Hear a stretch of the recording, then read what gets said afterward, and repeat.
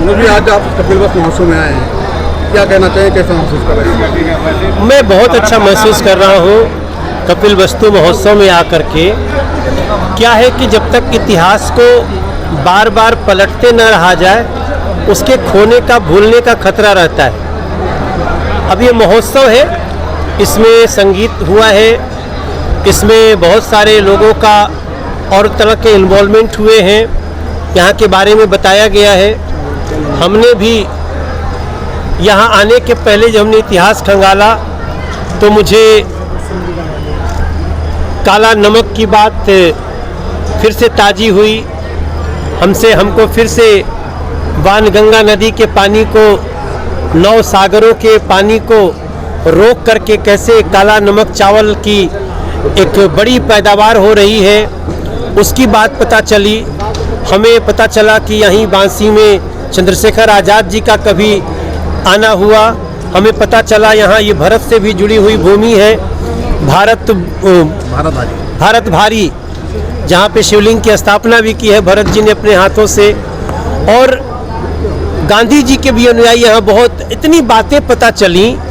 और सबसे प्रमुख कि यहीं के मिट्टी में खेलता हुआ एक बालक जिसका नाम सिद्धार्थ था, वो बुद्ध हो गया और दुनिया के दर्जनों देश उसका पालन करने लगे उस पथ का।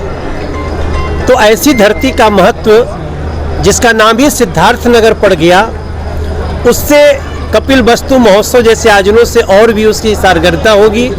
मैं धन्यवाद करता हूँ यहाँ के सांसद जी का, जगदम्बिका पाल जी।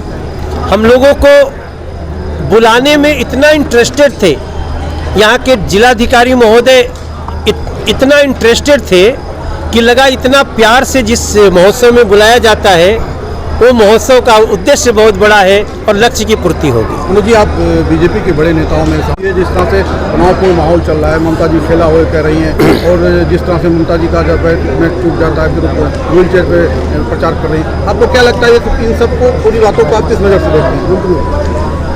देखिए, खैर तो महोत्सव समाप्त हो गया है, मैं प्रेस से बात कर रहा हूँ, तो मैं कह सकता हूँ खेला तब होता है ना जब खिलाड़ी होते हैं।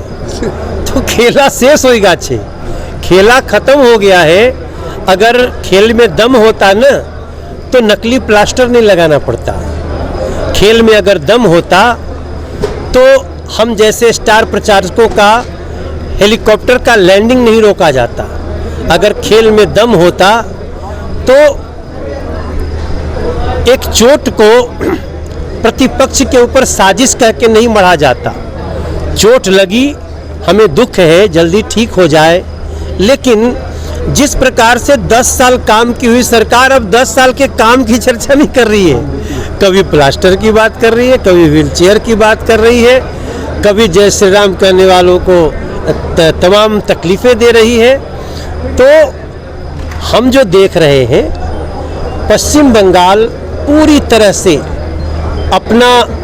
अपनी बागडोर नरेंद्र मोदी के हाथों में देने को तैयार है।